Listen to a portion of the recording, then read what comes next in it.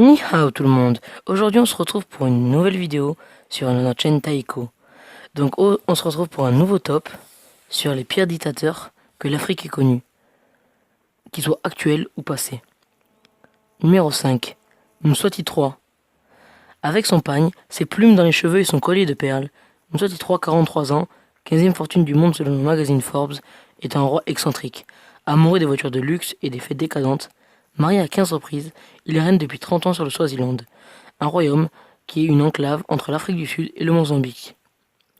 C'est un roi mégalomane. Il dépense l'argent qui lui est accordé par l'État sans limite, ce qui cause des dettes à son pays. Numéro 4. Berdimuhamedov. Le président du Turkménistan, Gurbanguly Berdimuhamedov, marche bien sur les pas de son prédécesseur, Saparmurat Niyazov, décédé en 2006. Tout comme Turkmenbashi, le père de tous les Turkmènes, il a la folie des grandeurs et des records. Le pays d'Asie centrale possède la plus grande roue vitrée du monde, le plus long tapis fait main, le plus haut mât pour porter son drapeau à 133 mètres du sol.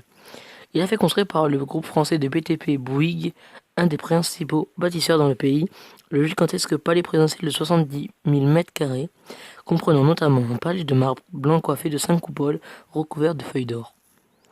Il mit fait un certain aspect les plus fantasques de l'ancien régime, supprimant notamment le calendrier dédié à sa famille et abolit le système du parti unique.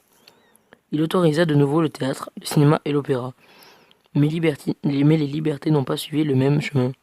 Internet est sur surveillance, Facebook est sur liste noire, les médias sont sous contrôle et les prisons sont pleines. Numéro 3. Mugabe. Robert Gabriel Mugabe, né le 21 février 1924, est un dictateur africain. C'est le président du Zimbabwe depuis 1987. Auparavant Premier ministre depuis 1980, au début des années 2000, Mugabe a plongé l'ancien grenier à blé de l'Afrique dans la pénurie alimentaire la plus totale. Il est le plus âgé des chefs d'État d'Afrique et du monde en exercice. Bachar al-Assad. Bachar el-Assad, né le 11 septembre 1965 à Damas, est un homme d'État syrien. Il est président de la République arabe syrienne depuis le 20 juin 2000, date à laquelle il a succédé à son père, Hafez el-Assad. Il est de confession alaouite, branche du chiisme. Il exerce également les fonctions de secrétaire régional du parti Baas. Il est au centre de l'actualité internationale depuis le déclenchement de la guerre civile syrienne. Numéro 1. Afewerki. Isaias Afewerki, ou Isaias Afewerki, né le 2 février 1946 à Asmara, empire d'Éthiopie, est un homme